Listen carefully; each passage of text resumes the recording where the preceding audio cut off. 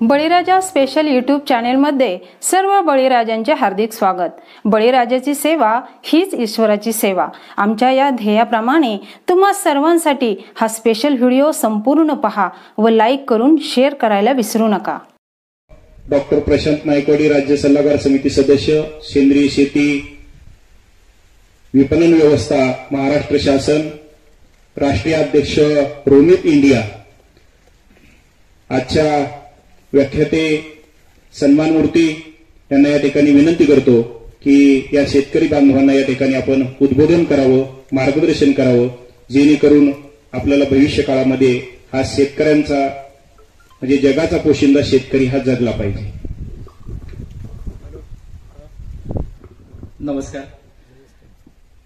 आजच्या कार्यक्रमाचे अध्यक्ष माननीय रघुनाथ खामकर साहेब, माजी पंचायत समिती सदस्य, त्याचप्रमाणे आजच्या कार्यक्रमाला प्रमुख उपस्थिती असलेले रमेश खोबणे साहेब, सरपंच प्रतिनिधी, त्याचप्रमाणे आपली ज्या कंपनीने हा कार्यक्रम आयोजित केलेला आहे, व्यंकटेश्वरा स्पेशलिटी फर्टिलायझर, त्याचे मार्केटिंग मॅनेजर आणि आमचे मित्र प्रशांत उंबरकर साहेब, त्याचप्रमाणे व्यंकटेश्वरा स्पेशलिटी फर्टिलायझरचे पुणे जिल्हा मार्केटिंग मॅनेजर श्री प्रमोद तांबे साहेब, त्याचप्रमाणे व्यंकटेश्वरा स्पेशलिटी फर्टिलायझर आणि प्रतीक कृषी सेवा केंद्र यांच्या संयुक्त विद्यमाने खरा आजचा कार्यक्रम आयोजित केलेला आहे।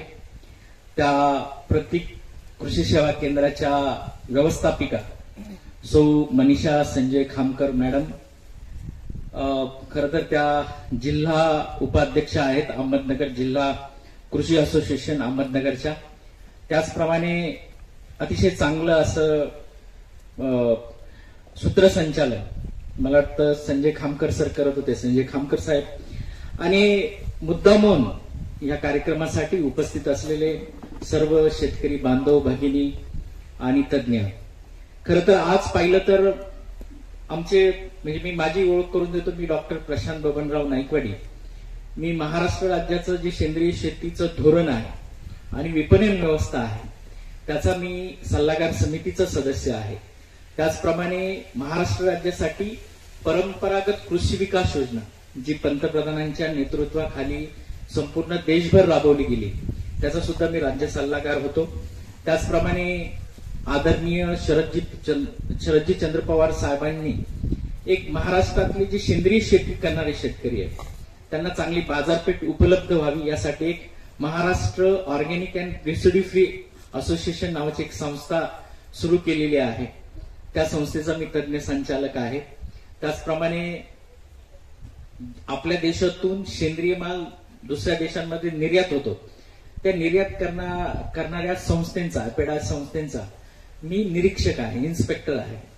आणि महात्मा फुले कृषी विद्यापीठ असेल, यशवंतराव चव्हाण मुक्त विद्यापीठ असेल, वसंतराव नाईक मराठवाडा कृषी विद्यापीठ असेल, अशा वेगवेगळ्या संस्थांच्या अभ्यास निर्मिती मंडळावर आहे।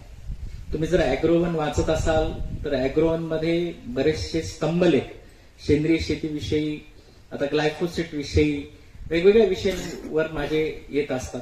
त्याचप्रमाणे सह्याद्री दूरदर्शन वाहिनीला जो आमची माती आमची माणसं असेल किंवा शेती संबंधात अजून एक त्यांचा प्रोग्राम चालतो, ह्या प्रोग्राम मध्ये सुद्धा आमच्या मुलाखती तुम्हाला पाहायला मिळाल्या असतील। खरं तर आज मला आनंद या गोष्टीचा वाटतोय की मनीषा मॅडम ह्या कृषी पदवीधर आहेत आणि त्या कृषी पदवीधर आहेत, स्त्री आहे आणि त्यांनी अतिशय चांगला इनिशिएटिव्ह घेऊन, त्या स्वतः चांगल्या व्यावसायिका आहेत, परंतु त्या चांगल्या व्यावसायिका त्यांच्यापुरतं खरं तर सगळं करू शकतात, परंतु त्यांनी ठरवलं एक सामाजिक बांधिलकी त्यांनी जपली आणि आपल्याकडचं जे तंत्रज्ञान आहे ते तंत्रज्ञान बांधापर्यंत पोहोचवायचं असं खरं त्यांनी ठरवलं आणि त्यांचा हा उपक्रम अतिशय स्तुत्य आहे। असं जर प्रत्येक तालुक्यामध्ये आपल्याला एक दुर्गा भेटली तर मला वाटतं शेतीमध्ये सुद्धा अतिशय चांगला कायापालट व्हायला वेळ लागणार नाही। खरं तुम्हाला सांगायचं तात्पर्य असं आहे की शेतीची सुरुवातच मुळात ही स्त्रियांनी केलेली आहे, आपल्या माता भगिनींनी केलेली आहे. निकोलाय वालिलाव नावाचा एक वनस्पती शास्त्रज्ञ आहे जो रशियाचा होता. त्यांनी सांगितलं की शेतीला सुरुवात साधारणतः 10,000 वर्षापूर्वी झाली असावी आणि ही शेती जी आहे ती मध्यपूर्व म्हणजे आताचे जे इस्रायल आहे, लेबनान आहे, पॅलेस्टाईन आहे, अफगाणिस्तान आहे, या अर्धचंद्र असलेल्या प्रदेशाकडून ती हळूहळू आफ्रिकन देशामध्ये गेली. आफ्रिकन देशातून ती भारतीय उपखंडामध्ये आली आणि भारतीय उपखंडामध्ये खरं तर शेती करायला सुरुवात झाली. पण शेती करायचं तात्पर्य असं होतं, पूर्वी जे लोक जे होते ते कळपाने राहायचे, मोठ्या प्रमाणात ते कळपाने राहून मोठ्या प्रमाणात शिकार करायचे, वेगवेगळ्या जंगलांमध्ये भटकायचे. कंदमुळं आणि शिकार हे त्यांचं उपजीविकेचं साधन होतं. व हे जी भटकंती आहे ती भटकंती कुठंतरी थांबावी म्हणून शेतीला खरं सुरुवात झाली. परंतु सगळ्यात आधी जर शेती कोणी केली असेल तर ती आपल्या माता भगिनींनी केली असेल. त्या काळी म्हणजे एक आपला जो आज आपण ज्याला तण म्हणतो, एक तणामधून त्यांनी गव्हाचा शोध लावला.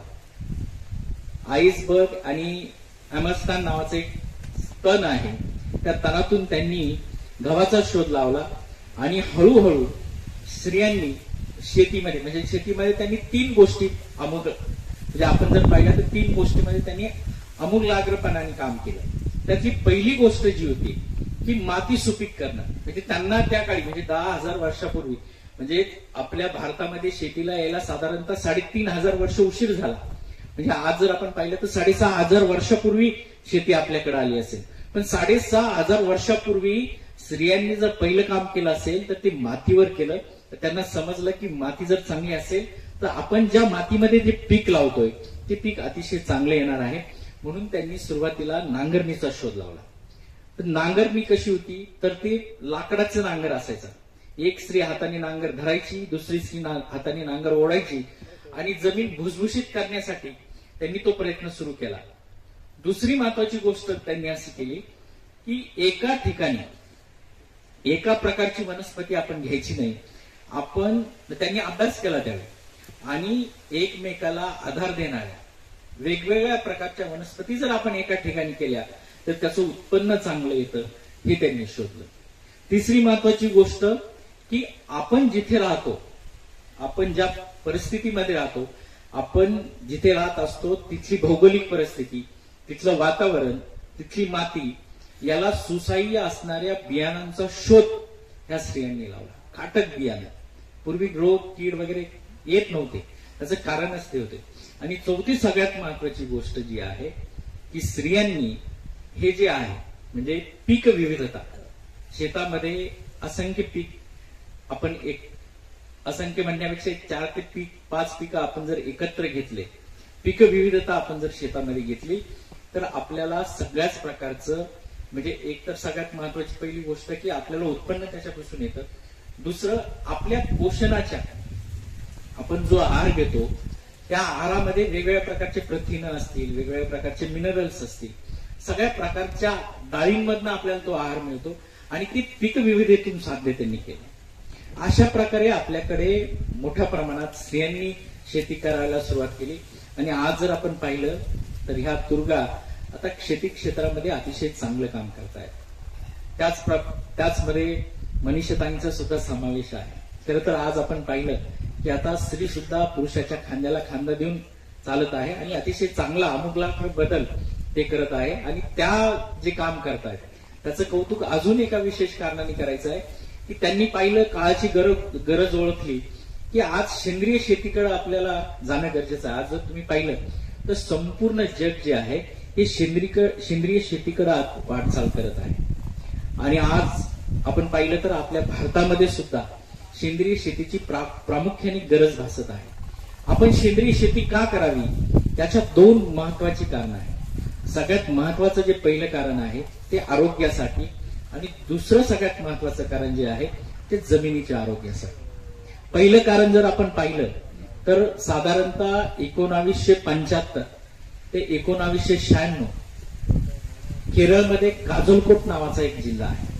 या काजलकोट जिल्ह्यामध्ये मुल्ल्या नावाचं एक गाव होतं, जिथं ते आजूबाजूला डोंगर आणि मध्ये जे दरी असते त्या दरीमध्ये वसलेलं हे गाव होतं. आणि 1975 पासून साधारणतः 1995-96 पर्यंत त्या डोंगरांवर आजूबाजूला काजूचं जंगल होतं. तर त्या काजूच्या जंगलांवर एक XYZ कंपनी जी आहे ती एंडोसल्फानचा स्प्रे घेत असायची. तो हेलिकॉप्टर मधून स्प्रे केला जायचा आणि मोठ्या प्रमाणात जे केमिकल आहे ते केमिकल त्या काजूंच्या झाडांवर पडायचं, त्याचप्रमाणे ते जमिनीवर पडायचं.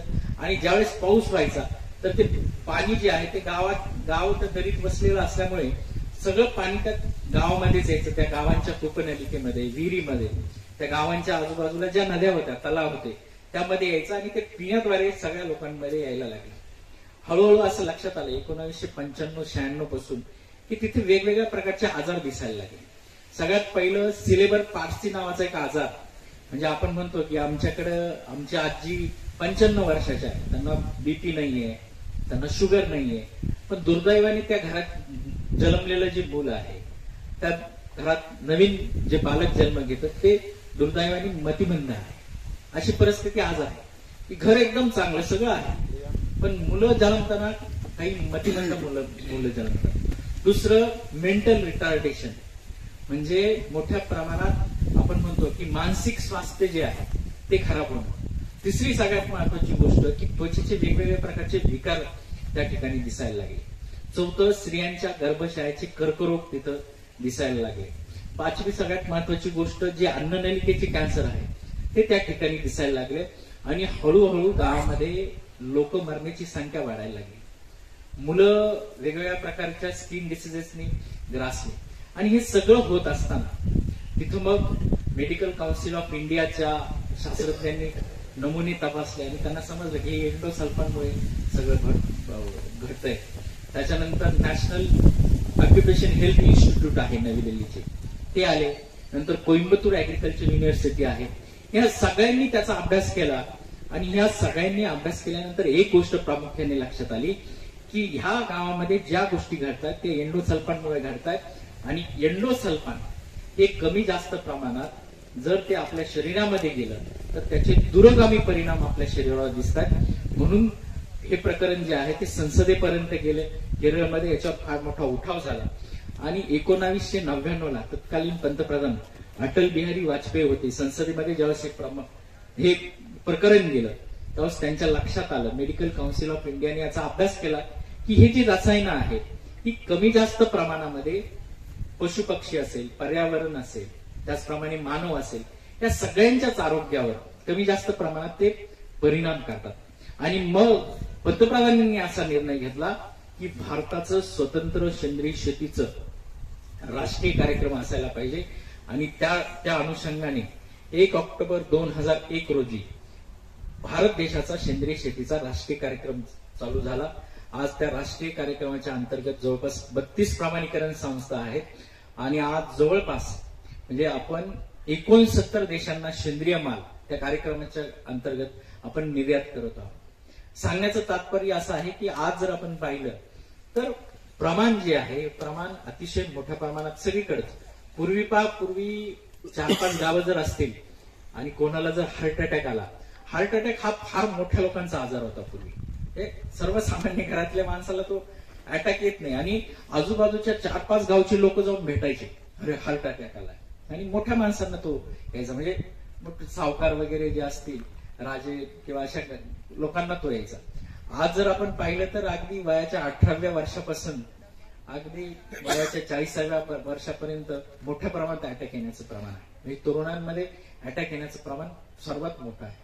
आज जर तुम्ही पाहिलं शुगर, पूर्वी असं म्हणायचं की नाही ग्रामीण भागात काहीच होत नाही, पण आता ही शुगर बांधवांपर्यंत पोहोचलेली आहे.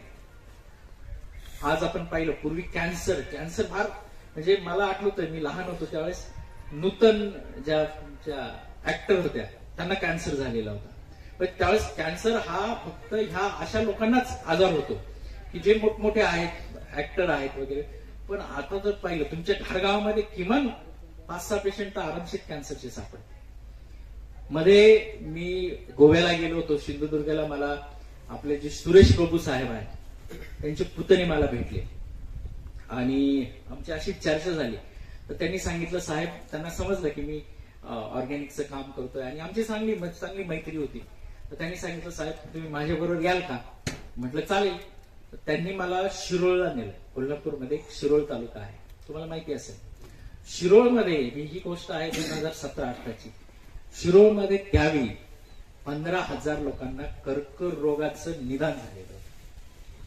तर त्याचं कारण असं आहे की कृष्णाचा बेल्ट आहे मोठ्या प्रमाणात आणि मोठ्या प्रमाणात तुमचे फंगीसाईड असतील, पेस्टिसाइड असतील, विडीसाईड असतील, हर्बिसाईड असतील, मोठ्या प्रमाणात स्प्रे करण्याचं जे काम आहे ते ह्या पाण्याच्या बेल्टमुळे होतं. आणि भाजीपाला पिकं जर असतील तर त्याच्यावर कीड आणि रोग मोठ्या प्रमाणात येतात आणि मग त्याच्यावर केमिकल सुद्धा तेवढ्या मोठ्या प्रमाणात मारलं जातं. आणि आज जर आपण पाहिलं तर ही जवळपास ही संख्या 25,000 पर्यंत जाऊन ठेपलेली आहे. त्याचप्रमाणे म्हणजे आता पूर्वी म्हणायचं की पंजाबला एक कॅन्सर ट्रेन चालते, बठिंडा टू बिकानेर. बठिंडा हे पंजाब मधलं गाव आहे आणि बिकानेर हे राजस्थान मधलं गाव आहे. पण बिकानेरला कॅन्सरवर काम करणारं एक हॉस्पिटल आहे. आणि पंजाबमध्ये सगळ्यात तुम्हाला माहिती असेल हरित क्रांतीची सुरुवात हरियाणा आणि पंजाब मधून झाली आणि सगळ्यात जास्त युरिया आणि सगळ्यात जास्त पेस्टिसाइड जे आहे हे पंजाब राज्यामध्ये, हरियाणा राज्यामध्ये युज केले गेले. पण आज परिस्थिती अशी आहे की दर बुधवारी आणि शुक्रवारी तिथून एक ट्रेन जाते बठिंडा टू बिकानेरला. तर प्रत्येक वेळेस ती ज्यावेळेस ट्रेन जाते तर प्रत्येक वेळेस त्याच्यामध्ये 100 असे नवीन पेशंट असतात की ज्यांना कर्करोग झालेला आहे, ज्यांना कॅन्सर झालेला आहे. आणि ही ट्रेन जी आहे ती आठवड्यातून 2 दिवस चालते. गिनीज बुक ऑफ रेकॉर्ड्स जे आहे, वर्ल्ड बुक ऑफ रेकॉर्ड्स, त्याच्यामध्ये त्याची नोंद आहे. तुम्ही गुगलला जरी गेलं, तुम्ही युट्यूबला जरी कॅन्सर ट्रेन टाकलं तरी तुम्हाला त्याची माहिती मिळायला लागेल. आता म्हणजे आपण पंजाबचं उदाहरण घ्यायची गरजच राहिलेली नाही. आज तुम्ही नाशिकला जर गेलात तर नाशिकचं मानवता हॉस्पिटल आहे. त्या मानवता हॉस्पिटल हे खास कर्करोगासाठी प्रसिद्ध हॉस्पिटल आहे. तिथे जर तुम्ही गेलात तर त्या म्हणजे तिथे एक डॉक्टर त्यांनी मला सांगितलंय की दरवर्षी 35,000 रुग्ण कर्करोगाचे आमच्याकडे येत असतात. मुंबईला टाटाचं जे कॅन्सर रिसर्च सेंटर आहे तिथं अगदी कमी कॉस्टमध्ये इलाज केला जातो. 40,000 पेशंट दरवर्षी भेट देत असतात. त्याच्यानंतर औरंगाबादचं एक कॅन्सर रिसर्च हॉस्पिटल आहे गव्हर्नमेंटचं. पूर्वी तिथं कुत्रं नसायचं, या कुणी तुम्हाला तिथे ऍडमिट असलेलं दिसत नसायचं. आता तिथे जागा होती. म्हणजे हे प्रमाण जे आहे हे प्रमाण कमी जास्त प्रमाणात वाढत चाललेलं आहे आणि याला एकमेव कारण आहे 80% कृषी रसायन याचं कारण आहे. मी अतिशय जबाबदारीने बोलतोय. जे अभ्यास आहे, जे काही निकष आहेत त्या आणखी आपण बोलतोय. कारण आपण जे केमिकल कीटकनाशक मारत असतो ते कीटकनाशक बऱ्याच वेळा आपण काळजी घेत नाही. आपण मास्क लावत नाही, आपण उघड्या अंगाने ते स्प्रे करतो. आपण पीपी किट, आता पीपी किट आपल्याला कोरोनात कळला, त्याच्या आधी पीपी किट हा फार जुना विषय आहे की आपण ज्यावेळेस कुठलंही केमिकल हाताळतो त्यावेळेस ती किट घालणं गरजेचं आहे. पण तो आपल्याला कोरोनात कळाला की किट अशी असते. तर ती शेतकऱ्यांनी वापरायला पाहिजे, गॉगल लावला पाहिजे. ह्या सगळ्या गोष्टी ज्या आहेत या गोष्टी आपल्याकडे कळत नाही. तुम्ही पाहिलं असेल की यवतमाळला मागच्या वेळेस 25 शेतमजुरांचा मृत्यू झाला. गुलाबी बोंडाळीवर वेगवेगळ्या प्रकारचे केमिकल कॉम्बिनेशन ते स्प्रे करायचे आणि ते स्प्रे त्यांच्या नाकातून, तोंडातून, आणि हे स्पर्शजन्य असतात काही आणि आंतरप्रवाही असतात. आपल्या त्वचेवर जर केमिकल पडलं तर ते आपल्या त्वचेतून काही वेळानंतर आतमध्ये जायला सुरुवात होती. त्याला आपण आंतरप्रवाही कीटकनाशक असं म्हणतो. आणि अशा प्रकारे कीटकनाशकांचे दुरोगामी परिणाम. आता माती, आपण जर पाणी पित असेल तर त्या पाण्यामध्ये आपण जे खातो त्या खाण्यामध्ये सगळीकडेच कीटकनाशकाचे कमी जास्त अंश आपल्याला सापडत असतात. आणि या पार्श्वभूमीवर आपण आता सेंद्रिय शेतीकडे वळणं अतिशय गरजेचं आहे. दुसरं महत्वाचं कारण आहे, म्हणजे एक कारण झालं की मानवी आरोग्य. दुसरं महत्वाचं जे कारण आहे ते म्हणजे मातीचं आरोग्य.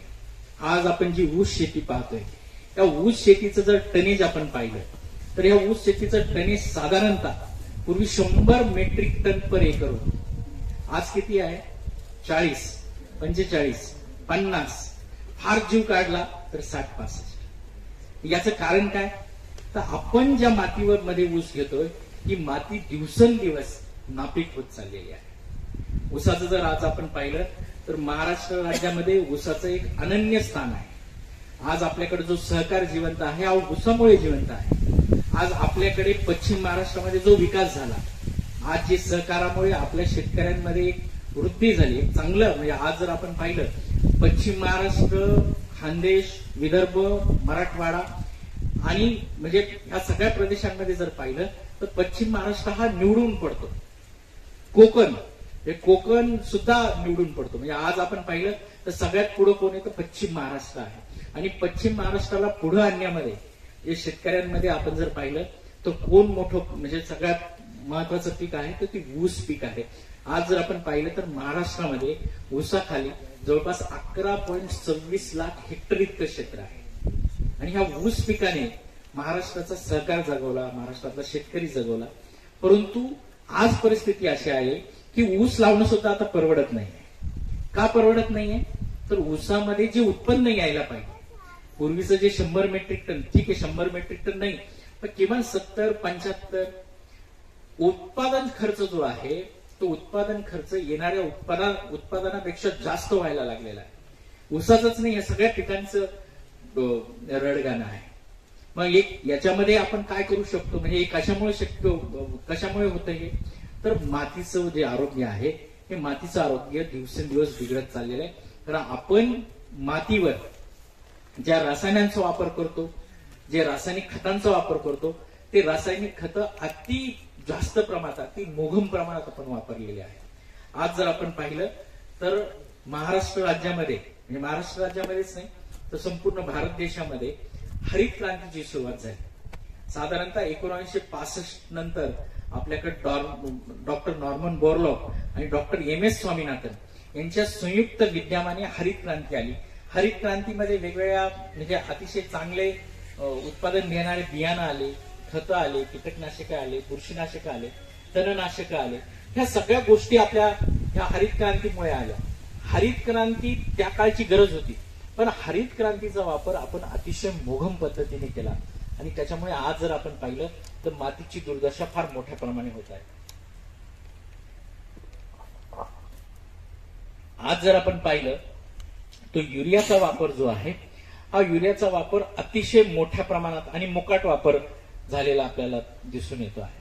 आणि ह्या सगळ्या परिस्थितीमुळे होत काय चाललंय की उत्पादन म्हणजे आज ऊसाचं उत्पादन ज्यावेळेस 75-70 मेट्रिक टन येईल त्यावेळेस त्या ऊसावर उत्पादन येण्यासाठी जो खर्च आपण करतो तो खर्च करणं परवडणार आहे. पण जर 40, 45, 50 मेट्रिक टन जर त्याचं उत्पादन येत असेल तर आपण जो खर्च करतोय तो खर्च आणि येणारं उत्पादन याचं गणित अतिशय जवळचं होत चाललेलं आहे. म्हणजे जो आपल्याला प्रॉफिट मिळायला पाहिजे तो प्रॉफिट आज त्याच्यातून मिळत नाही. आणि हे सगळं करत असताना हे कशामुळे होतंय तर ह्याच्यामध्ये सगळ्यात महत्वाची गोष्ट आहे की आपली जमिनीचं आरोग्य जे आहे त्या जमिनीचं आरोग्य दिवसेंदिवस बिघडत चाललेलं आहे. आता मी तुम्हाला अतिशय सोप्यात शास्त्रीय माहिती सांगतो की हे कसं होत चाललेलं आहे. आज जर आपण पाहिलं भारतीय कृषी अनुसंधान परिषद आहे. भारतीय कृषी अनुसंधान परिषदेच्या जे निकष आहे त्यानुसार मातीचा जो सामू आहे हा सामू 6 ते 7 म्हणजे इतका असणं गरजेचं आहे. पण आज जर आपण पाहिलं तर मातीचा सामू आता तुमच्या श्रीगोंद्यामध्येच जर आपण पाहिलं तर मातीचा सामू हा जवळपास 7.8, 7.9, 8.1, 8.2, 8.3 पर्यंत गेलेला आहे. मातीच्या सामूचे 3 प्रकार असतात. सगळ्यात महत्वाचं 1 ते 5 पर्यंत ऍसिडिक, ज्याला आपण आम्लयुक्त असं म्हणतो. आता ऍसिडिक कुठं जमीन असते जिथे मोठ्या प्रमाणात पाऊस पडतो. कोकणामध्ये जी जमीन आहे ती ऍसिडिक जमीन आहे. दुसरं जे असतं की जमिनीचा सामू जर 6 ते 7 असेल तर त्याला उदासीन असं म्हणतो. आणि अशा उदासीन सामूमध्ये तुम्ही कुठलंही पीक लावलं आणि कुठलंही खत दिलं तर ते 100% त्या पिकाला मिळतं आणि उत्पादन अतिशय मोठ्या प्रमाणात येतं. आणि तिसरा जो प्रकार असतो सामूचा हा विम्लयुक्त असतो, त्याला आपण अल्कलाईन असं म्हणतो. आता याचा सामू 7 ते 8.5 पर्यंत जर तुमचा सामू असेल तर तुमची जमीन ही विम्लयुक्त आहे. आज जर आपण पाहिलं तर ऊसाच्या सगळ्याच जमिनी ह्या विम्लयुक्त आहे. म्हणजे मोठ्या प्रमाणात शार्पड आणि चोपण झालेलं आहे. आता ह्या कशा चोपण झाल्या अतिशय सोपं तुम्हाला सायन्स मी त्याच्यामध्ये सांगतो. सगळ्यात महत्वाची गोष्ट ज्यावेळेस जमिनीचा सामू हा 7.1 असेल हे आपली भारतीय कृषी अनुसंधान संस्थेचे निकष मी तुम्हाला सांगतो. ज्याप्रमाणे जमिनीचा सामू 7.1 असेल आणि तुम्ही त्याच्यामध्ये रासायनिक किंवा सेंद्रिय खतं दिले तर त्यावेळेस त्या पिकाला 10% अन्नद्रव्य घेता येत नाही. म्हणजे तुम्ही जे काही अन्नद्रव्य देणार आहेत त्यातले 10% अन्नद्रव्य पिकाला घेता येत नाही. ज्यावेळेस जमिनीचा सामू 7.5 असेल त्यावेळेस तुम्ही दिलेल्या अन्नद्रव्यापैकी 25% अन्नद्रव्य पिकांना घेता येत नाही. जर जमिनीचा सामू 7.5च्या पुढे म्हणजे जर 8 पर्यंत असेल म्हणजे 7.8, 7.9, 8 तर तुम्ही दिलेल्या अन्नद्रव्यापैकी 35 ते 40% अन्नद्रव्य पिकाला घेता येते. आणि जर जमिनीचा सामू 8च्या पुढे गेलेला असेल तर तुम्ही दिलेल्या अन्नद्रव्यापैकी जवळपास 65 ते 70% अन्नद्रव्य पिकाला घेता येत नाही. आता एक असं समजूया म्हणजे आपल्याकडं आता जे प्रयोगशील शेतकरी आहेत म्हणजे नाना खामकर साहेब त्यांनी आपल्याला माहिती दिलेली आहे ऊसाची. आपण असं समजूया की ऊसाचं क्षेत्र आहे आणि याचा सामू जो आहे हा 7.9 आहे. त्या जमिनीचा सामू 7.9 आहे आणि 7.9 असताना मी ह्या ऊसाच्या शेतामध्ये युरिया टाकला. आता हा युरिया जो आहे हा युरिया अमोनियम स्वरूपामध्ये आपण देतो. म्हणजे जे नत्र पिकाला मिळतं ते अमोनियम स्वरूपातलं नत्र मिळतं. आणि आज जर आपण पाहिलं तर आपल्या महाराष्ट्रामध्ये 69.4% जमिनींमध्ये मुक्त चुन्याचं प्रमाण आहे ज्याला आपण कॅल्शियम कार्बोनेट असं म्हणतो.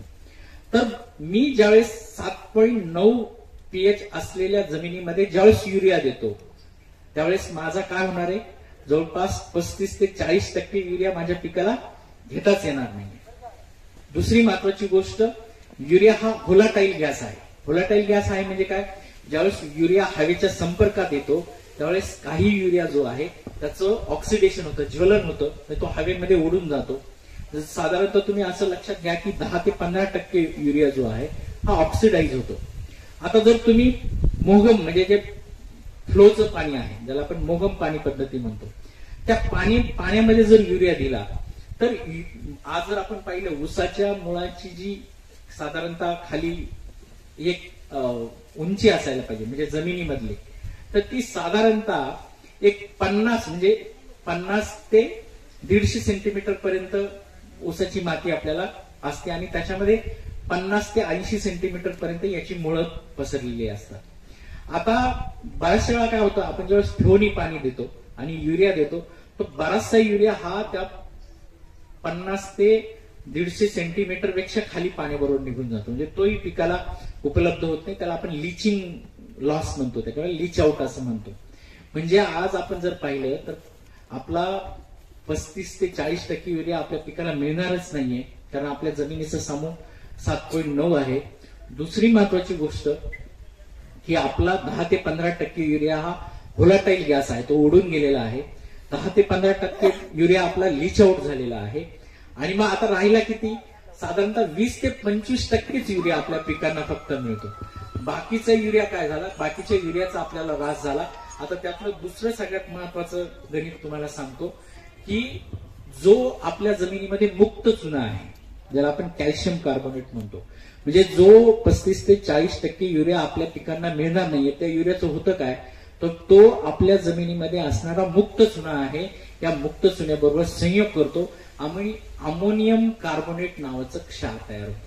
म्हणजे अमोनिया आणि कॅल्शियम कार्बोनेट एकत्र आला आणि अमोनियम कार्बोनेट नावाचं क्षार तयार होतं. म्हणजेच काय तयार होतं एक प्रकारचं मीठ तयार होतं जमिनीमध्ये. म्हणजेच काय होतं जमिनी ज्या आहेत त्या जमिनीत चोपण होत जातात.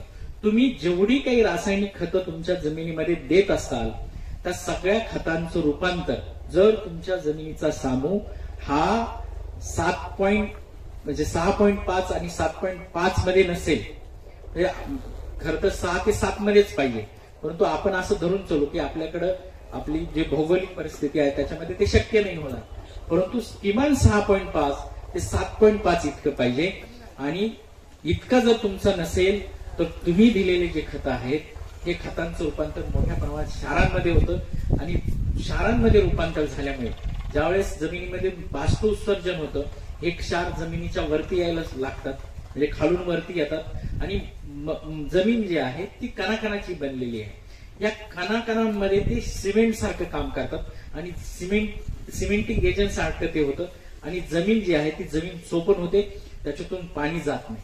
आणि जमिनीमध्ये खाली पाणी जे आहे ते पाणी जर मुरलं नाही, त्या पाण्याचा जर वापसा व्यवस्थित झाला नाही, तर आपल्या जमिनीमध्ये आपण म्हणतो की 25% हवा, 25% पाणी, 45% मिनरल म्हणजे खनिज आणि 5% सेंद्रिय पदार्थ, असं जे स्वरूप जमिनीचं यायला पाहिजे ते स्वरूप तयार होत नाही.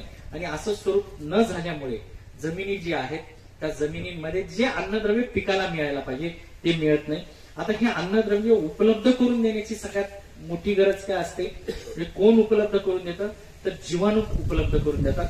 पण जीवाणूंना जर हवा आणि पाणी जर खेळतं मिळालं नाही तर जीवाणू सुद्धा त्या ठिकाणी मरतात, जीवाणूंची कॉलनी त्या ठिकाणी निर्माण होत नाही.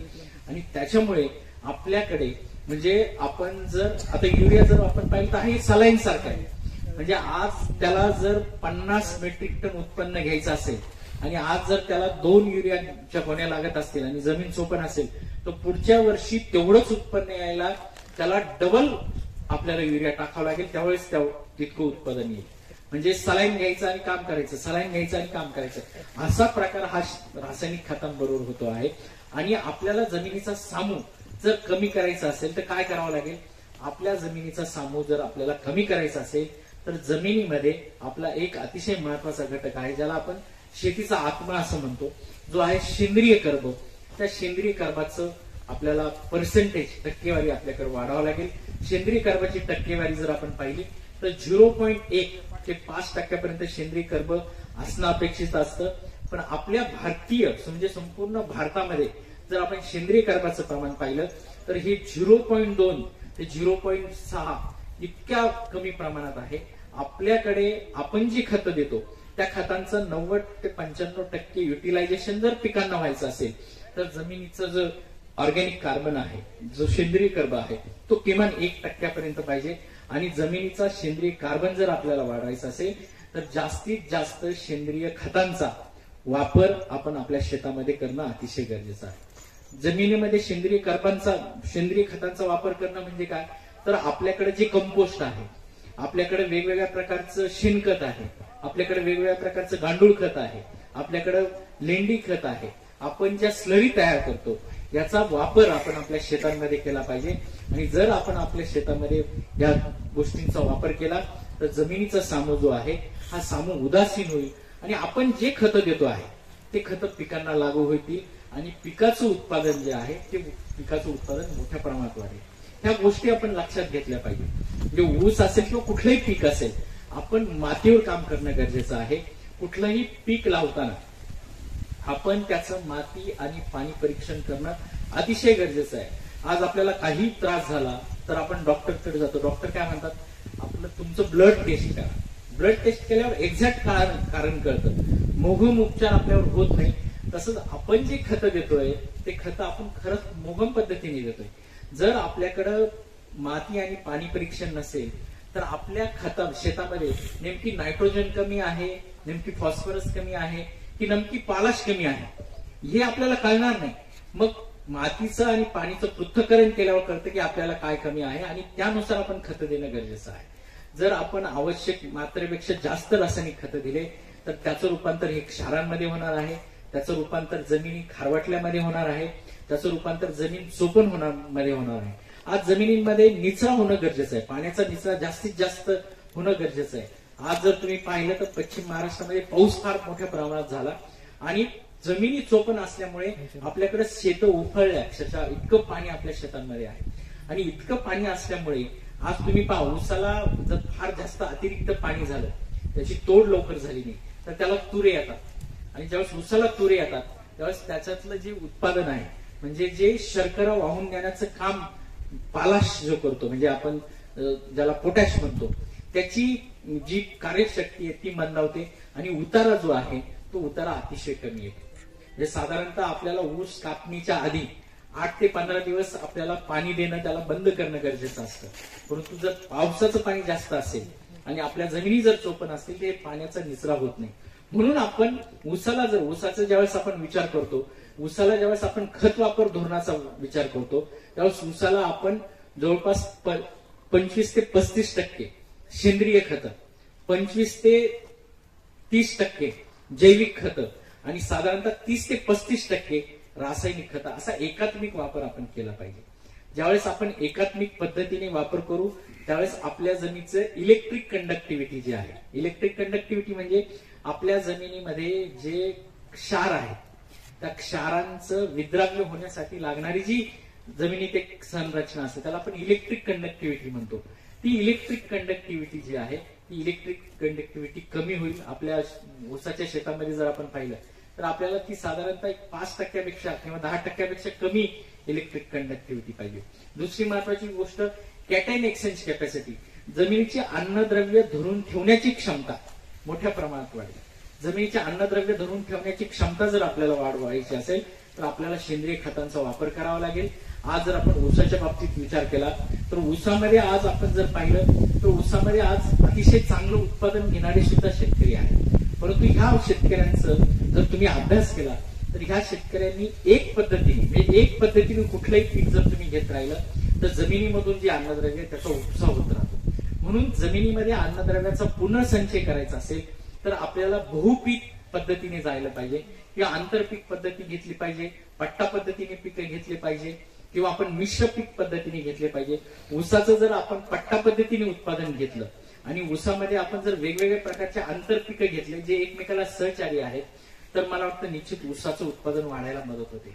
आज जर आपण पाहिलं तर ऊसामध्ये जर तुम्ही द्विदल वर्गीय वनस्पती घेतली, जर ऊसाचं तुम्ही जर पट्टा पद्धतीने उत्पादन घेतलं आणि मध्ये साधारणतः एक 5 फुटाचं म्हणजे आता तुमच्याकडे वेगवेगळ्या पद्धतीने हे ठेवतात तर आपण मध्ये जर सोयाबीन लावलं किंवा मध्ये जर आपण चवळी लावली किंवा मूग लावला तर त्याच्या मुळांद्वारे या जे द्विदल वर्गीय वनस्पती आहेत यांच्या मुळांद्वारे जो नायट्रोजन नायझोबियम नावाचा जीवाणू फिक्स करतो ते नायट्रोजन मोठ्या प्रमाणात ऊसाला प्राप्त होणार आहे. कारण तुम्ही पहा ऊसाची जर ढोस पाहिजे साधारणतः सुरुवातीला असेल, त्यानंतर मला वाटतं 8 ते 12 आठवड्यात असतो, त्यानंतर 12 ते 16 आठवड्यांनी असतो, त्याच्यानंतर आपली मूळ जी बांधणी असते मोठी बांधणी त्या बांधणीच्या वेळी असतो. असं जवळपास आपल्याला 8 ते 10 महिन्यापर्यंत ऊसाला वेगवेगळ्या प्रकारचे खतं द्यावे लागतात आणि त्याचा नायट्रोजनचा वापर जो आहे अगदी पहिल्यापासून हा नायट्रोजनचा वापर शेवटपर्यंत मोठ्या प्रमाणात आहे. फक्त शेवटी आपण काय करतो पालाश जो आहे म्हणजे आपण पोटॅश वाढवतो. कारण पोटॅश काय करतो, पोटॅश जो आहे पोटॅश ऊसाचं कांड मजबूत करतो, ते टणक करतो आणि जर पाण्याचा ताण पडत असेल तर तो सहन करण्याची कॅपॅसिटी ऊसाला आणून देतो. पण ह्या सगळ्यामध्ये जर पाहिलं तर पहिल्यांदा नत्र अतिशय महत्वाचं आहे. हे नत्र युरियातून देण्यापेक्षा तुम्ही जर द्विदल वर्गीय वनस्पती घेतल्या किंवा तुम्ही जर बेवड म्हणून जर हिरवळीचे पिकं घेतले म्हणजे ऊस लावण्याच्या आधी एक आपण बेवड पीक घेतो त्याच्यामध्ये चवळी असेल, ध्यांचा असेल किंवा वेगवेगळ्या प्रकारचे गिरेपुष्प असेल किंवा सुबाबळ यांचा पाला आणून जरी तुम्ही शेतामध्ये टाकला तरी तुमच्या नत्राची बऱ्यापैकी गरज जी आहे ती आपली शेताची भागणार आहे. दुसरं महत्वाची गोष्ट सेंद्रिय कर्बाचं प्रमाण जे आहे, हिरवळीचे पिकं असतील किंवा द्विदल वर्गीय वनस्पती असतील याच्यामुळे सेंद्रिय कर्बाचं प्रमाण मोठ्या प्रमाणात वाढतं आणि सेंद्रिय कर्बाचं प्रमाण जर शेतामध्ये वाढलं तर तुमच्या जमिनीचा सामू जो आहे हा सामू उदासीन होत चालतो आणि जर सामू उदासीन होत आला तर तुम्ही जे अन्नद्रव्य देतात त्या अन्नद्रव्याचा 90 ते 95% उपयोग जो आहे हा मोठ्या प्रमाणात पिकाला मिळतो आणि पिकाचं उत्पादन चांगलं येतं. आज जर आपण ऊसाचा विचार केला तर साधारणतः एका एकरमध्ये 40,000 ऊस आपण लावतो. या 40,000 ऊसांमध्ये साधारणतः एका ऊसाचं म्हणजे 40,000 ऊस म्हणजे एक 40,000 पेरे आपण असं घेऊया. आपण एक जे त्याचं हे आहे पेर नाही ऊसच संपूर्ण ऊस त्या संपूर्ण ऊसाचं 40,000 ऊसाचं एका ऊसाचं जर आपण वजन 2 ते 2.5 किलो केलं तर मला सांगा किती उत्पादन यायला पाहिजे आपलं? साधारणतः 90 ते 95 मेट्रिक टन उत्पादन यायला पाहिजे. असं होतं का? आपण 2 डोळ्यांवरचा जर ऊस केला आणि आपण साधारणतः तुम्ही किती अंतर ठेवता आता ऊसामध्ये पेऱ्यामध्ये? डायरेक्ट शेजारी किमान एक 15 ते 25 सेंटीमीटरचं अंतर असणं गरजेचं आहे. 15 ते 25 सेंटीमीटरचं अंतर आपण ठेवलं त्याच्यानंतर सरी म्हणजे हा पीक टू पीक झालं, त्यानंतर सरी टू सरीमध्ये थोडं अंतर ठेवलं, मध्ये जर आंतर पिकं लावले आणि साधारणतः एकरी आपण जर 40,000 ऊस लावले तर 40,000 आपल्याला फक्त काय करायचंय त्या ऊसाचं वजन जे आहे हे वजन साधारणतः एक 2 किलोपर्यंत आपल्याला करायचं एका ऊसाचं वजन. आणि ज्यावेळेस एका ऊसाचं वजन 2 किलोपर्यंत जातं त्यावेळेस तुमचं साहजिक उत्पादन जे आहे ते 80 मेट्रिक टन इतकं होतं. अगदी साधी सरळ गोष्ट आहे. म्हणजे जे फुटवे येतात अगदी ऊसाला जर तुम्ही पाहिलं एका डोळ्यातून अगदी 10-10, 15-15 फुटवे येतात. पण सगळे जगतात का? म्हणजे आपल्या घरामध्ये जर 4 मुलं असतील आणि एकच भाकर असतील तर त्या 4 पोषण होईल का? अजिबात होत नाही. त्या 4ऐवजी 2च असेल किंवा एकच असेल तर त्याचं पोषण अतिशय चांगलं होणार आहे. हीच बाब आपण लक्षात घेणं गरजेचं आहे. ऊसामध्ये सगळ्यात महत्वाची गोष्ट अशी आहे की आपण एकदा ऊस लावला, ऊसामध्ये आपण व्यवस्थित अंतर पीक टू पीक आणि ओळ टू ओळ चांगला अंतर ठेवलं, व्यवस्थित पाणी पद्धती दिलं. आज जर आपण पाहिलं तर ड्रीपची आता इतकी चांगली सुविधा उपलब्ध आहे. मला वाटतं त्याच्यासाठी आता केंद्र सरकारची सबसिडी पण आहे, राज्य सरकारची सबसिडी आहे. आपण सूक्ष्म सिंचनाचा जर विचार केला तर ऊस जे आहे ऊसाला अतिशय कमी पाणी लागतं. ऊसाच्या ज्या वाढीचा पिरियड असतो म्हणजे उगवण क्षमता ते फुटवे फुटण्याची अवस्था साधारणतः 8 सेंटीमीटर इतका थराचं पाणी लागतं. जर मध्ये जो भरग म्हणजे मोठ्या प्रमाणात वाढ जी होती साधारणतः 2-3 महिन्यापासून तर 8व्या महिन्यापर्यंत जो वाढीचा पिरियड असतो त्यावेळेस ऊसाला साधारणतः एक 15 ते सेंटी म्हणजे 8 ते 16 सेंटीमीटर थरामध्ये पाणी लागतं. आणि शेवटी जर तुम्ही पाहिलं ऊसाला तर परत फक्त एक 6 ते 7 सेंटीमीटर इतकंच पाणी लागतं. म्हणजे जर आपली जमीन मध्यम काळी असेल तर अशा पद्धतीचं जर तुम्ही पाणी दिलं तर आपल्या ऊसाचं उत्पादन अतिशय चांगलं येईल. आता आपण पाणी जे देतो पाणी आपल्याकडे पूर्वी सवय होती की ऊसाला रात्री पाणी लावायचं, दुसऱ्या दिवशी गाडीवर येऊन उभं राहायचं, खडा मारून पाहायचा, डबक आवाज आला की भरला ऊस. पण आपण म्हणजे ज्यावेळेस आपण कसं हे पाणी जे देतो म्हणजे कुत्र मांजरं किंवा माणसं जे पाणी पितात तसं ही लोक वनस्पती पाणी पितात का? अजिबात नाही. वनस्पती कधीही म्हणजे 2 मातीच्या कणांमध्ये आपल्या केसाच्या पापदऱ्या इतकं पाण्याची एक फिल्म तयार होती ज्याला आपण कॅपिलरी मुवमेंट ऑफ वॉटर म्हणतो किंवा केशाकर्षण पद्धतीचं पाणी आपण असं म्हणतो. हे पाणी वनस्पतीच्या मुळांना मिळतं. आणि दुसरी महत्वाची गोष्ट जी आहे की अशा पाण्यामध्ये मिक्स झालेली जी खतं आहेत तीच वनस्पतींना घेता येतात. त्यामुळे पाणी जे आहे पाणी मोघम देऊ नका. वापसा जो आहे आपल्याला वापसा कंडिशन आता पूर्वीच्या लोकांना माहिती असेल, मला वाटतं आता तरुण शेतकऱ्यांना माहिती आहे की मला माहित नाही, परंतु वापसा आल्याशिवाय पाणी द्यायचं नाही.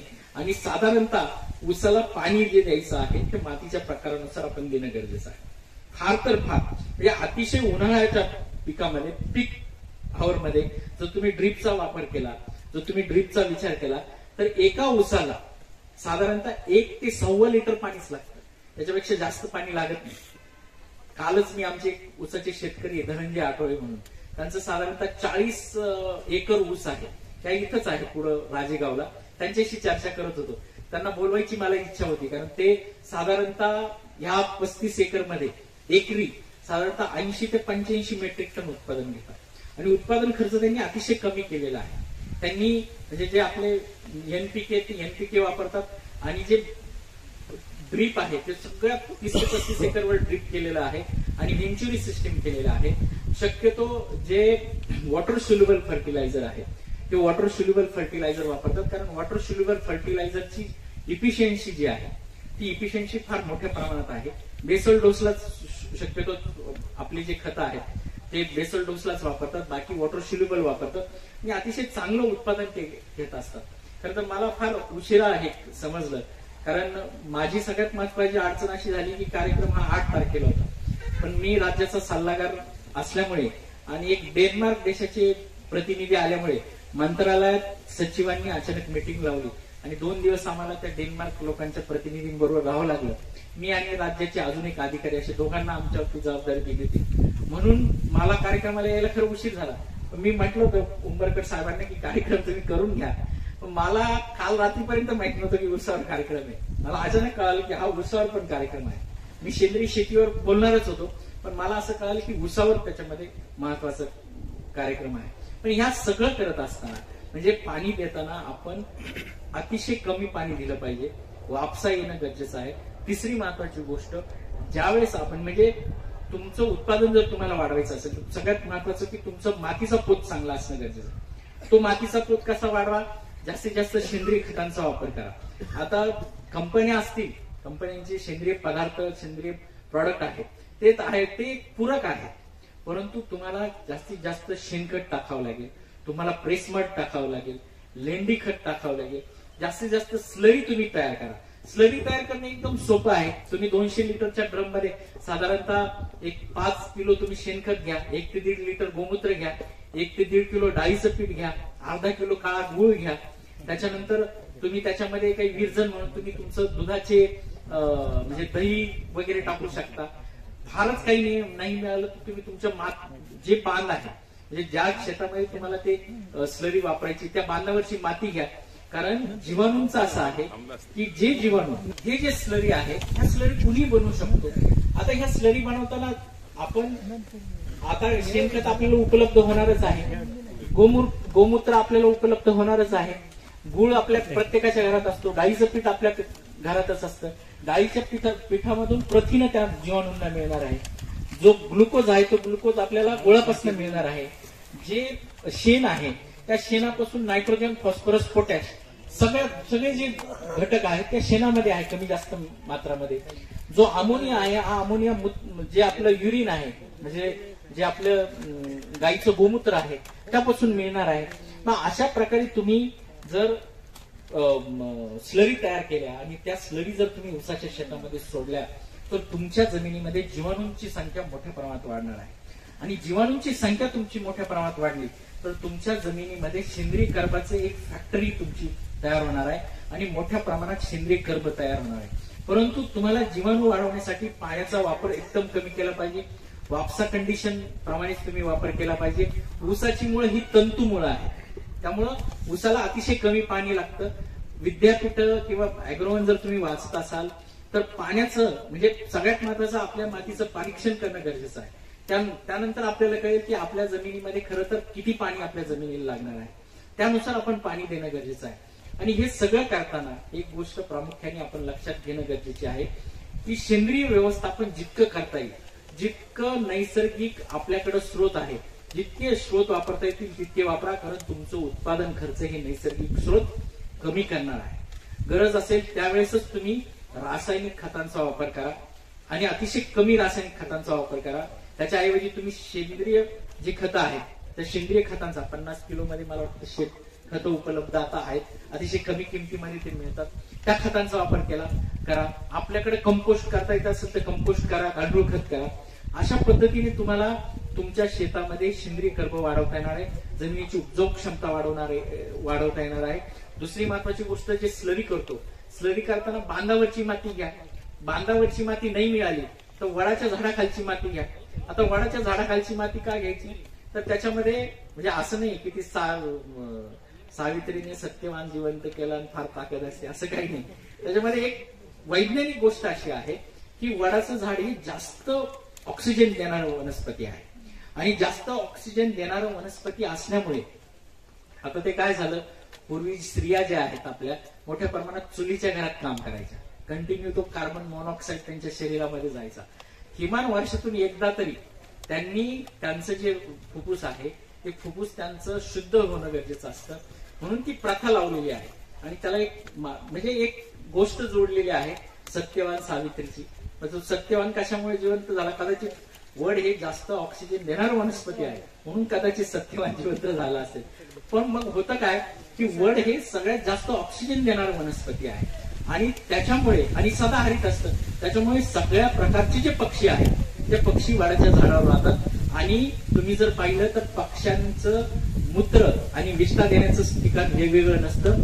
त्यांची जी विष्ठा आहे, विष्ठा ही मूत्रयुक्त विष्ठा असते, मूत्र आणि त्यांची विष्ठा एकाच ठिकाणावरून येते म्हणून त्याची विष्ठा ही अतिशय अमोनियायुक्त असते आणि ती ज्यावेळेस त्या वडाच्या झाडाखाली पडते ऑक्सिजनचं प्रमाण जास्त असतं, त्यामुळे तिथे जीवाणूंचं प्रमाण जास्त असतं, त्याचं डिग्रेडेशन मोठ्या प्रमाणात होतं आणि ती जी जमीन आहे वडाखालची ती अतिशय सुपीक असते. तुम्ही जर पावसाळ्यामध्ये वडाच्या झाडाखाली जर कधी उभं राहिला असाल आणि जर तिथं नुकताच पाऊस पडायला सुरुवात झालेला आहे, पहिलाच पाऊस आहे, तुम्ही वडाच्या झाडाखाली उभे आहात तर एक वेगळ्या प्रकारचा मृदगंध यायला सुरुवात होतो. तो का सुरू होतो, कारण आपल्या जमिनीमध्ये त्या वडाच्या झाडाखाली इतक्या मोठ्या प्रमाणात जीवाणू आहे, त्याच्यामध्ये ऍक्टिनोमायसिस नावाचे सूक्ष्म ऑर्गॅनिझम आहे. हे सूक्ष्मजीव जे आहेत याच्यामुळे मातीला एक मृदगंध प्राप्त होतो. म्हणून जर आपल्याला बांधावरची जमीन नाही मिळाली, बांधावरची माती नाही मिळाली, तर आपण वडाखालची माती घ्या आणि ती त्या स्लरीमध्ये टाका आणि साधारणतः दर दिवसाआड अँटी क्लॉकवाईज घड्याळाच्या उलट्या दिशेने ते फिरवायचं. तर त्याला ऑक्सिजन पण मिळणं गरजेचं आहे. आणि साधारणतः 15-20 दिवसानंतर तुम्ही तुमच्या व्हेंच्युरीद्वारे किंवा तुम्ही पाटाने पाणी देत असाल तर त्याद्वारे ती जर स्लरी सोडली तर मोठ्या प्रमाणात जीवाणू जे आहेत हे जीवाणू तुमच्या शेतामध्ये येणार आहे. तुम्ही जे वेगवेगळ्या कंपन्यांचे जीवाणू खतं आणतात ते खतं लॅबमध्ये तयार केलेले असतात. त्याचा जो सामू आहे म्हणजे त्यांना जे मीडिया आहे त्या मीडियाचा सामू उदासीन असतो, त्याचा सामू 6 ते 7 असतो, त्याला टेम्परेचर वेगळं असतं. हे सगळं असताना तो म्हणजे लॅबोरेटरी मधला जो जीवाणू आहे तो जर तुमच्या शेतामध्ये तुम्ही आणून सोडला तर तुमच्या जमिनीचा सामू 7.9 आहे आणि तो सामू 6 ते 7 मध्ये म्हणजे तो जो जीवाणू आहे तो 6 ते 7 मध्ये तो जगू शकतो. तुमच्या त्याचं लॅबचं टेम्परेचर 22 डिग्री सेल्सिअस पर्यंत असतं, तुमचं टेम्परेचर हे 40 डिग्री सेल्सिअस पर्यंत जातं. तर तुम्ही बाहेरून आणलेले जे जीवाणू आहे त्याचं मल्टिप्लिकेशन सोडाच ते जगत सुद्धा नाही. पण त्याच्याऐवजी तुम्ही जर अशा स्लरी जर तुम्ही तुमच्या शेतामध्ये दिल्या तर मोठ्या प्रमाणात जीवाणू तुमचे निर्माण होणार आहे. आणि जीवाणू निर्माण झाले तर जीवाणूंना खाद्य असतं सेंद्रिय पदार्थ. सेंद्रिय पदार्थ हे पिकांचं खाद्य नाहीये, हे जीवाणूंचं खाद्य आहे. आणि प्रत्येक सेंद्रिय पदार्थामध्ये साधारणतः 56% सेंद्रिय कर्ब असतो. हा 56% कर्ब कधी मिळतो? ज्यावेळेस त्याचं डिग्रेडेशन होईल, ज्यावेळेस त्याचं विघटन होईल. आणि ह्या सेंद्रिय पदार्थांचं विघटन झाल्यानंतर 56% सेंद्रिय कर्ब मिळतो. काही प्रमाणात नायट्रोजन मिळतो, काही प्रमाणात फॉस्फरस मिळतो, काही प्रमाणात पोटॅश मिळतो. आपल्याकडे जर वेगवेगळ्या प्रकारच्या पेंडी असतील तर पेंडीतून मायक्रोन्यूट्रियंट सुद्धा मोठ्या प्रमाणात मिळतात. अशा पद्धतीने तुम्हाला तुमच्या मुख्य अन्नद्रव्याची, सूक्ष्म अन्नद्रव्याची गरज त्या सेंद्रिय पदार्थांमधून भागवता येणार आहे. खरं तर आज जर आपण पाहिलं तर ऊसामध्ये जर तुम्ही म्हणजे माती महत्वाची आहे, दुसरं पाण्याचं व्यवस्थापन महत्वाचं आहे, तिसरी महत्वाची गोष्ट की आपल्या ऊसाला फोटोसिंथेसिस होण्यासाठी सूर्यप्रकाश मिळणं अतिशय गरजेचं आहे. हा सूर्यप्रकाश कधी मिळेल तुम्हाला? ज्यावेळेस संपूर्णपणे तुमच्या ऊसाचं जे पूर्ण ऊस आहे, त्या ऊसाचं जे पूर्ण झाड आहे ते सूर्यप्रकाशाच्या दिशेत येईल. त्यावेळेस ज्यावेळेस आपण कुठल्याही प्रकारचं अंतर ऊसामध्ये ठेवत नाही. सरीमध्ये अंतर का ठेवायचं? तर 2 कारणं आहे. एक तर पहिली गोष्ट, ऊसाची लागवड करताना आपण पूर्व पश्चिम न करता दक्षिण उत्तर करणे गरजेचं आहे. आता दक्षिण उत्तर करणं का गरजेचं आहे? आपण अगदी लहानपणापासून शिकत आलेलो आहे की वनस्पती ह्या दिवसा ऑक्सिजन सोडतात आणि रात्री काय करतात? कार्बन डायऑक्साईड बाहेर सोडतात. आणि दिवसा काय करतात? प्रकाश संश्लेषणासाठी कार्बन डायऑक्साईड आतमध्ये घेतात. कार्बन डायऑक्साईड तुम्ही दिलेले अन्नद्रव्य, पाणी आणि सूर्यप्रकाश याच्या माध्यमातून वनस्पती जो खालचं अन्नद्रव्य आहे त्या अन्नद्रव्याचं रूपांतर प्रथिनांमध्ये करतात. कर्बोदके तयार होतात आणि ह्या कर्बोदकांमधूनच तुमची जी साखर आहे, जे ऊसाला ब्रिक्स मिळतो, त्या कर्बोदकांमधूनच मिळतो. पण हे कधी शक्य आहे? ज्यावेळेस तुमच्या वनस्पतीमध्ये 100% प्रकाश संश्लेषण होईल. आणि प्रकाश संश्लेषण करायचं असेल तर काय करावं लागेल? तुम्हाला दक्षिण उत्तर लागवड करावं लागेल. दुसरं, तुम्हाला ओळींमध्ये अंतर ठेवावं लागेल, पिकामध्ये अंतर ठेवावं लागेल. पिकात म्हणजे ओळींमध्ये आणि पिकांमध्ये अंतर ठेवण्याचं सायंटिफिक कारण हे आहे, कारण 100% सूर्यप्रकाश हा त्या वनस्पतीला मिळाला पाहिजे. आणि वनस्पतीला जर 100% सूर्यप्रकाश मिळाला तर जवळपास 26 प्रकारचे अमिनो आम्ल जे वनस्पती स्वतः तयार करतात. म्हणजे आपण बऱ्याच वेळा म्हणतो की अरे हा ऊस गोड कसा, या ऊसाचं पान जे आहे ते पान असं निळसर हिरवं कसं, ह्या ऊसामध्ये जी पेरं आहे पेरं ही एकसारखी कशी, हे अमिनो आम्लामुळे होतं. हे आम्ल कसे तयार होतात? ज्यावेळेस तुम्ही दिलेल्या अन्नद्रव्याचं रूपांतर प्रथिनांमध्ये होतं. पण हे अन्नद्रव्याचं रूपांतर प्रथिनांमध्ये होण्यासाठी हे अन्नद्रव्य पहिले झाडामध्ये खेचले जातं, त्याच्यावर फोटोसिंथेसिस होतं, मोठ्या प्रमाणात कार्बन डायऑक्साईड, त्याचप्रमाणे पाणी आणि सूर्यप्रकाश याच्या मदतीने ह्या अन्नद्रव्याचं रूपांतर प्रथिनांमध्ये होतं. मग होतं काय? पूर्व पश्चिम जर आपण वनस्पती जर लावली तर तुम्ही पहा, वारा एक तर पूर्वेकडून पश्चिमेकडे वाहतो किंवा पश्चिमेकडून पूर्वेकडे वाहतो. आणि जर आपण वनस्पती म्हणजे ऊसाचं आपण जर पूर्व पश्चिम लाईन लावलेल्या असतील तर ते जे रात्री कार्बन डायऑक्साईड बाहेर सोडतात तो कार्बन डायऑक्साईड एक तर पूर्वेला निघून जाईल किंवा पश्चिमेला निघून जाईल. पण तेच जर ऊस तुम्ही दक्षिण उत्तर लावला तर बराचसा कार्बन डायऑक्साईड हा त्यात म्हणजे ऊस दक्षिण उत्तर असल्यामुळे काय होईल, एक प्रकारची भिंत तयार होईल आणि कार्बन डायऑक्साईड म्हणजे रात्री सोडलेला कार्बन डायऑक्साईड मोठ्या प्रमाणात ऊसाच्या शेतामध्ये राहील आणि दिवसा ज्यावेळेस त्याच्यावर प्रकाश पडेल त्यावेळेस फोटोसिंथेसिसची प्रक्रिया होताना कार्बन डायऑक्साईड मोठ्या प्रमाणात वनस्पती त्या ऊसाला मिळेल आणि मोठ्या प्रमाणात म्हणजे प्रकाश संश्लेषणाचं कार्य चांगलं होईल आणि प्रकाश संश्लेषणाचं कार्य चांगलं झालं तर वनस्पतीमध्ये सगळ्या प्रकारचे अॅमिनो ऍसिड येतील, सगळ्या प्रकारचं म्हणजे कर्बोदक तयार होईल आणि त्याच्यामध्ये ब्रिक्सचं प्रमाण चांगले आहे. नाही तर बऱ्याच वेळा काय होतं की म्हणजे जे मी मागाशी म्हटलं की 40,000 ऊस आपल्याला जगवायचे आहेत. आता तुमच्या शेतामध्ये 80,000 ऊस आहे, तर त्या 80,000 मधून फक्त 20 ते 25,000च जागत आहे. हे तुम्ही लक्षात घेणं गरजेचं आहे. ते का होतंय, कारण सूर्यप्रकाश मिळत नाहीये, फोटोसिंथेसिस होत नाहीये, त्याला अन्नद्रव्याचं रूपांतर प्रथिनांमध्ये होतच नाहीये. मग ते मध्येच काही कांड पुष्ट राहणं, काही कांडामध्येच कोलमडणं, म्हणजे ज्यावेळेस 20-25 त्याचे फुटवे असतात त्यातले मोजून 2 ते 3 फुटवे जातात, बाकीचे सगळे फुटवे मारतात. त्याचं कारणच आहे. म्हणून पिकामध्ये ओळीतून 2 ओळीमध्ये अंतर पाहिजे, 2 पिकामध्ये म्हणजे बियामध्ये अंतर पाहिजे, म्हणजे हवा पाणी मोठ्या प्रमाणात खेळतं राहील आणि हवेतून मोठ्या प्रमाणात कार्बन डायऑक्साईड मिळेल. आणि जर तुम्ही पाहिलं म्हणजे सूर्यप्रकाश मोठ्या प्रमाणात सगळ्या पिकांना मिळेल. अशा ज्या पद्धतीने तुम्ही जर ऊस लावला तर एकाची सावली दुसऱ्यावर पडते, दुसऱ्याची सावली दुसऱ्यावर पडते आणि जे फोटोसिंथेसिस व्हायला पाहिजे ते होत नाही. आणि मग बऱ्याच वेळा काय होतं की आपल्याला बऱ्याच वेळा असं होतं की अरे ऊस आलाय पण तो असं पिवळसर दिसतोय, त्याच्यामध्ये त्याची जी वाढ आहे म्हणजे त्याचं जे पेर आहे ते पेरा काही छोटे काही मोठे, तर हे सगळे अॅमिनो ऍसिड्स मुळे होतात. मग आपल्याला बाहेरून त्याला खर्च करून त्याला औषधं मारायला लागतात. हे करायची गरज नाही जर आपण व्यवस्थित न्यूट्रिएंट मॅनेजमेंट केलं. आपण म्हणजे जमीन, हवा, पाणी आणि सूर्यप्रकाश या 4 गोष्टींचा तुम्ही व्यवस्थित जर अभ्यास केला, व्यवस्थित जर तुम्ही त्याची संकल्पना लक्षात घेतली, वैज्ञानिक संकल्पना लक्षात घेतली, तर मला वाटतं 30 ते 40% उत्पादन तुम्हाला इथंच मिळणार आहे. आणि राहिलेलं तुम्हाला 30 ते 40% उत्पादन हे तुमच्या न्यूट्रिएंट मॅनेजमेंट मधून मिळणार आहे.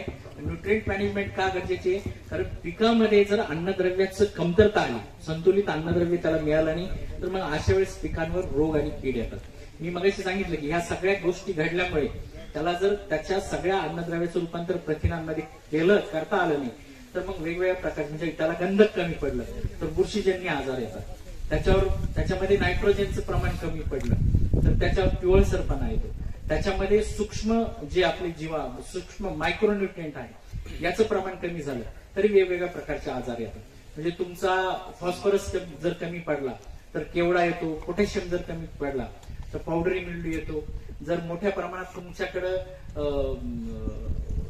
जो सल्फर आहे तर सल्फरचं प्रमाण जर कमी झालं तर आता मला वाटतं पांढरा मावा वगैरे पडायला लागला उसावर ना, तर तो मोठ्या प्रमाणात येतो. या सगळ्याचं कारण ही न्यूट्रिएंट आहे. म्हणून बॅलन्स पद्धतीने अन्नद्रव्याचं व्यवस्थापन करणं हे सुद्धा अतिशय महत्वाचं आहे.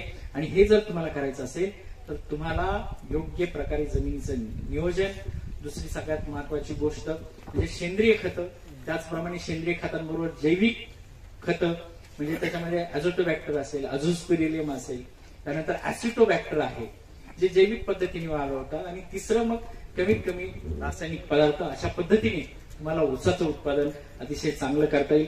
खरं तर विषय फार मोठा आहे, माझ्याकडे फार बाण आहे, म्हणजे माझ्याकडे भात्यामध्ये फार बाण आहे. पण तो ऊन वाढतंय, मला कल्पना आहे आपल्याला ऊन पण लागतंय आणि मलाही पुढचा कार्यक्रम आहे. पण मला आज जे इथे व्यंकटेश स्पेशालिटी फर्टिलायझर कंपनी, त्याचप्रमाणे प्रतीक कृषी सेवा केंद्र कंपनी यांच्या संयुक्त विद्यमाने जो कार्यक्रम इथं होत आहे त्याला मला बोलवलं, माझा याच्यावरती सत्कार केला आणि आपल्या अतिशय शेतकऱ्यांमध्ये आपण मला कम्युनिकेशन करायची संधी दिली त्याबद्दल मी आयोजकांचे आभार मानतो. जाताना एक फक्त 2 मिनिटात सांगतो. साधारणतः 18व्या दशकामध्ये लमार्क नावाचा एक शास्त्रज्ञ होता. त्यांनी सांगितलं की माणूस हा प्रचंड मोठा होता, त्याला 11 त्याची नखं होती, त्याला शिंग होती, त्याचे केस मोठे होते, त्याच्या पायाची हाताची नखं मोठी होती, परंतु ज्या ज्या गोष्टीचा वापर त्यांनी केला नाही त्या गोष्टी त्याच्या गळून पडल्या. त्यांनी जर मेंदूचा वापर कमी केला तर ते मेंदूची कार्यशक्ती सुद्धा कमी झाली असेल. त्याच्यानंतर डार्विन्स होता. डार्विन्सने असं सांगितलं की पृथ्वीवर फार घडामोडी झाल्या, फार मोठमोठे, म्हणजे डायनासोर होते, ॲनाकोंडा सारखे प्राणी होते, पण पृथ्वीवर महाप्रलय आले, त्याच्यानंतर उल्कापात झाले, भूकंप आले, सुनामी झाले. याच्यामध्ये ह्या मोठमोठ्या जे वनस्पती आहे, पशुपक्षी आहेत, यांचा विनाश झाला. पण त्या काळी मुंगी होती आणि आजही मुंगी आहे. त्या काळी निवडुंग होता आणि आजही निवडुंग आहे. मग डार्विन्स असं सांगतो की ते निवडुंग आणि ती जी मुंगी आहे ती फार ताकदवान होती का, तर अजिबात नाही. पण त्यांनी परिस्थितीनुसार त्यांच्यामध्ये बदल केला. आज परिस्थिती सुद्धा तशीच आहे. आज अद्ययावत तंत्रज्ञानाबरोबर जाण्याची परिस्थिती आहे आणि शेतकरी याच्यापासून मागे राहता कामा नये. कारण शेती हे अतिशय तंत्रज्ञानयुक्त गोष्ट आहे, ही मोहीम करण्याची गोष्ट नाहीये. त्याच्या पलीकडे सांगतो, हे तर 18व्या शतकामध्ये, पण 16व्या दशकामध्ये जगद्गुरु संत तुकाराम महाराजांनी सांगितलंय, असाध्य ते साध्य करिता सायास कारण अभ्यास तुका म्हणे. म्हणून आपल्याला जर शेती करायची असेल, आपल्याला त्याच्यामध्ये प्रगती करायची असेल, तर आपल्याला अभ्यास करावा लागेल. पण तो अभ्यास कसा करायचा, तर अशा परिषदा असतील, तुमचं अॅग्रोवन सारखं दैनिक तुम्ही वाचा, टीव्हीच्या मुलाखती पहा, या सगळ्या गोष्टीतून तुमचा अभ्यास होणार आहे. आणि हा अभ्यासाचाच एक वर्ग आज या ठिकाणी प्रतिकृषी सेवा केंद्र आणि व्यंकटेश्वरा स्पेशलिटी फर्टिलायझर यांनी आयोजित केला. आपल्या सर्वांसमोर मला बोलायची संधी दिली. आपणही अगदी शांतपणे, मला माहिती नाही माझं भाषण चांगलं झालंय की आपल्याला बसायची सक्ती होती, आपण अतिशय शांतपणे इथं बसलात, माझे 2 शब्द ऐकून घेतले, त्याबद्दल मी आपल्या सर्वांचा खूप खूप आभारी आणि ऋणी आहे. थांबतो. जय हिंद, जय महाराष्ट्र. धन्यवाद. धन्यवाद साहेब. विचार चांगले असतील की मनुष्य रमतो. दैनंदिन जीवनामध्ये उपयोगी पडणारं ज्ञान जेव्हा माणसाला मिळतं तेव्हा शेतकरी थांबतो. आणि जगावेगळं ज्ञान देण्याचं काम प्रशांत नायकवडी सरांनी केलेलं आहे. निश्चित याचा फायदा शेतकरी बांधवांनी आपल्या दैनंदिन शेती जीवनामध्ये करावा, हाच उद्देश घेऊन हा कार्यक्रम या ठिकाणी आयोजित केलेला होता. आधुनिक शेती, शेतीपूरक व्यवसाय, नवीन तंत्रज्ञान, शेतकऱ्यांच्या यशोगाथा, फुलशेती, फळशेती, वनशेती, भाजीपाला पिके, वेलवर्गीय पिके, तरकारी पिके, दूध व्यवसाय, प्रक्रिया उद्योग, खते, औषधे, बी बियाणे, कृषी क्षेत्रातील तज्ज्ञांचे मार्गदर्शन असे दर्जेदार व माहितीने परिपूर्ण असलेले नवनवीन व्हिडिओ पाहण्यासाठी आमच्या बळीराजा स्पेशल यूट्यूब चॅनेलला आत्ताच सबस्क्राईब करा व शेजारील बेल आयकॉन नोटिफिकेशन चालू करा. धन्यवाद शेतकरी मित्रांनो, धन्यवाद.